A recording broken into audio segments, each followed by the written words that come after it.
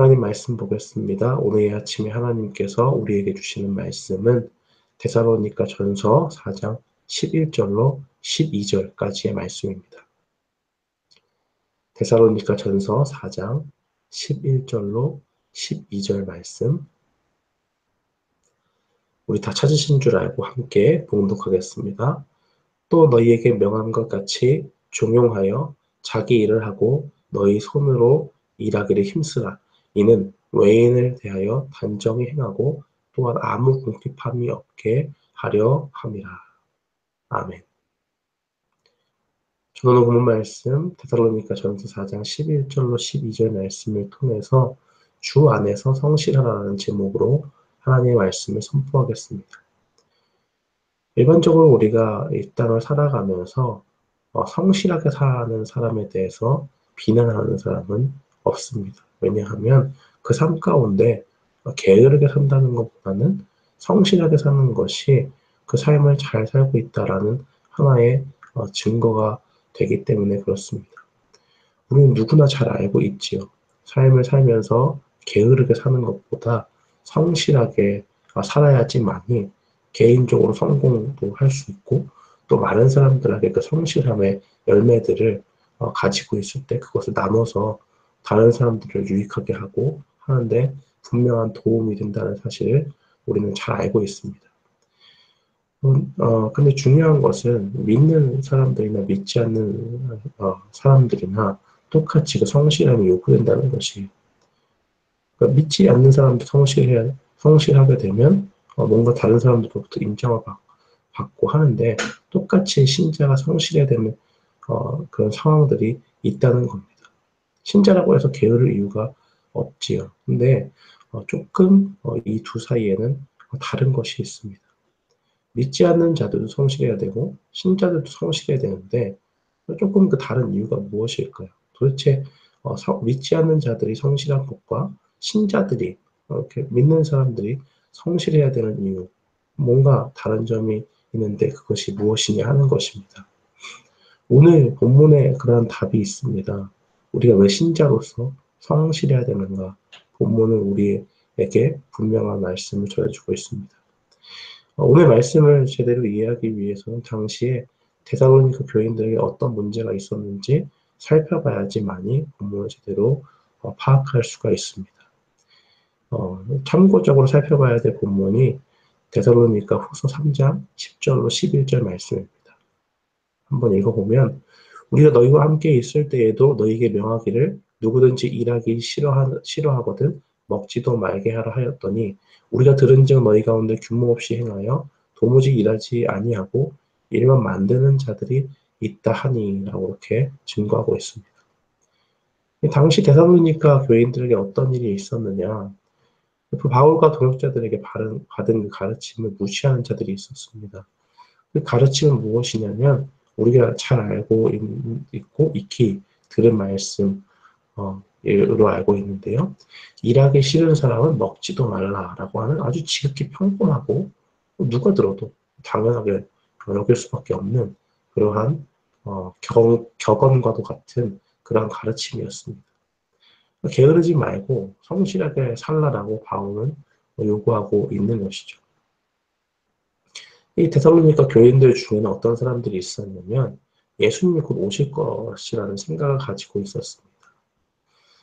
거기까지는 좋아요. 그러니까 예수님이 곧 오실 거니까 우리가 조금 더 경각심을 가지고 우리의 믿음을 점검하며 살아야겠다라고 생각하면 참 좋은데 어떤 사람들은 그렇게 좋은 쪽으로 생각하는 대신에 아이 뭐 이제 다 끝이니까 세상에서 하나님이 무슨 의미가 있냐 라고 그런 생각을 가지고 있는 사람들이 있었어요.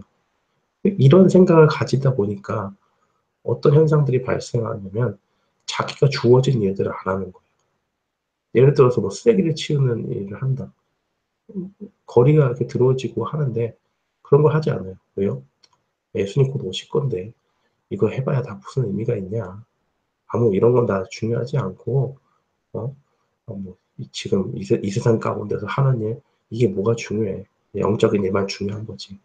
예수님만 잘 믿고 기도만 하고 하는 게 더 중요하지 말씀이고 어떻게 보면 막 되게 맞는 말 같은데 결론적으로는 이 세상 가운데서 마땅히 주어진 일들을 하지 않는 것이죠. 그로 인해서 다른 사람들도 피해를 보고 하는 그러한 일들이 분명히 있었다는 사실입니다.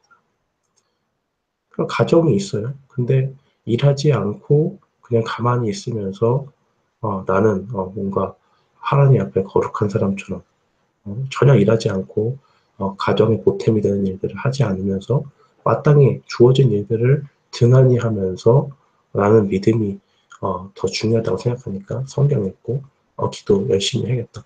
이렇게 얘기하니까 주변에서 실제적으로 삶 가운데 피해를 보는 사람들이 있지 않습니까? 그런 사람들은 도저히 좀 이해가 안 되고 어떻게 맞는 말 같은데 좀 이거는 좀 아니지 않나 이런 생각이 드는 일들이 막 발생한 거예요. 그 가운데. 그러니까 사도 바울은 이 일이 잘못됐다고 이야기하는 그 배경 가운데서 일하지 않는 자는 먹지도 말게 하라 라고 그렇게 이야기하는 것입니다. 이 오늘 본문 말씀 11절 말씀에 보니까 이 조용히 하다라는 그 표현이 있습니다. 종용하여 자기 일을 하고 이렇게 이야기하죠. 이 종용하다는 말은 쉽게 얘기하면 조용히 하다는 거예요. 조용히 하라는 거예요. 어떤 말이냐면 침묵을 지키는 것이 한 가지 뜻이고 또 다른 뜻이 있다면 다른 사람의 일에 참견하는 것을 그치고 자기 일을 열심히 충실하게 할 것을 가리킵니다.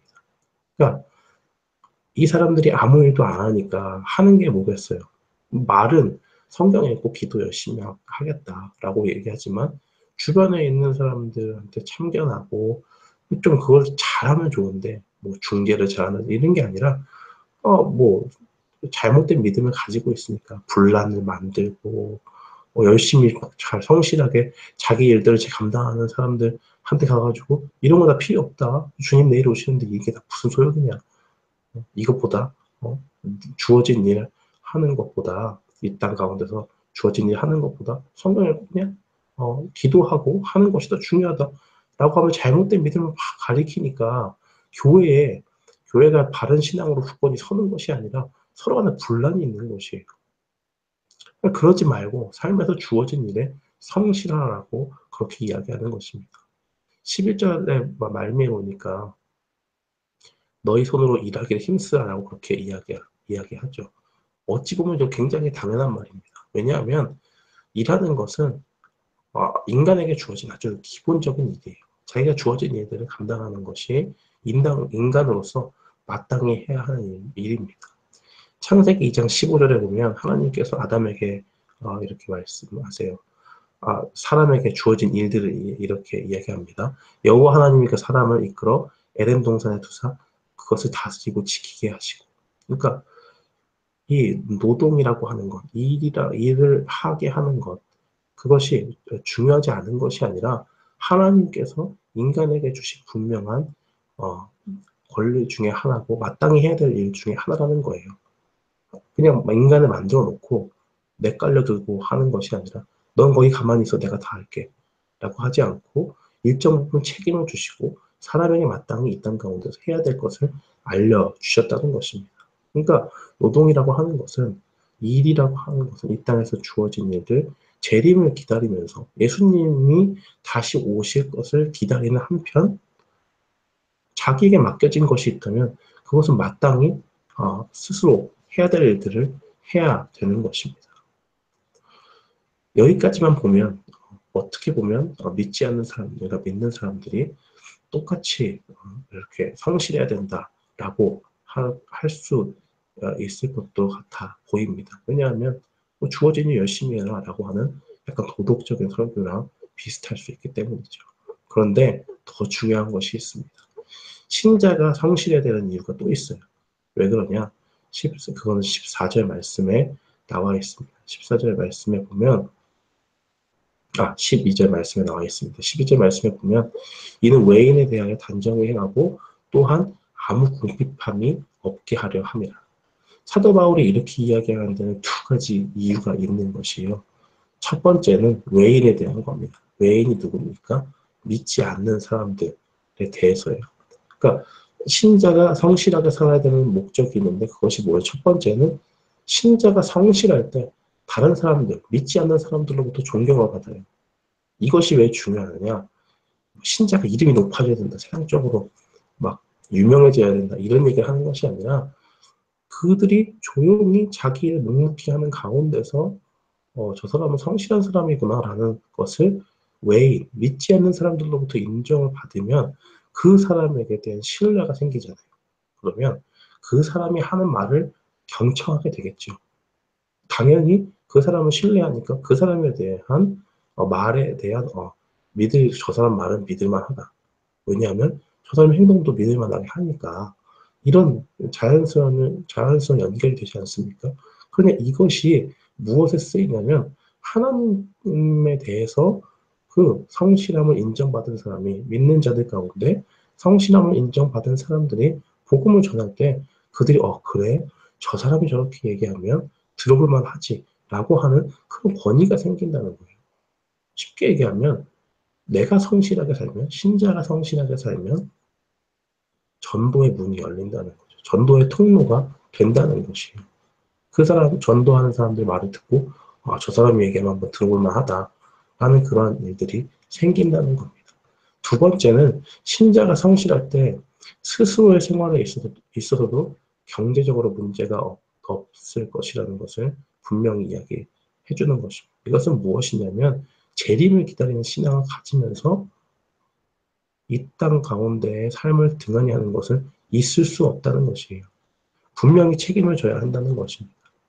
당시에는 일하지 않는 사람들이 있어서 이 사람들이 일하는 모든 사람들에게 이렇게 피해를 주고 있지 않습니까? 그런데 사도 바울은 그렇게 하면 안 된다. 그렇게 하면 궁핍해질 수밖에 없다. 그러니까 일을 열심히 해서 그러한 일이 없도록 궁핍함이 없게 해라 라고 이렇게 이야기하는 것입니다. 이것은 책임감이 반드시 주어진다는 거죠. 이 땅 가운데 하나님께서 우리에게 맡겨주신 일이 있으면 그것을 성실하게 해야 됩니다. 왜냐하면 그렇게 할 때에 경제적으로도 문제가 없을 뿐만 아니라 그것이 또 첫 번째 우리가 얘기했던 사람들의 존경을 받고 하는 그런 문제와 관련이 있기 때문에 그런 것이죠.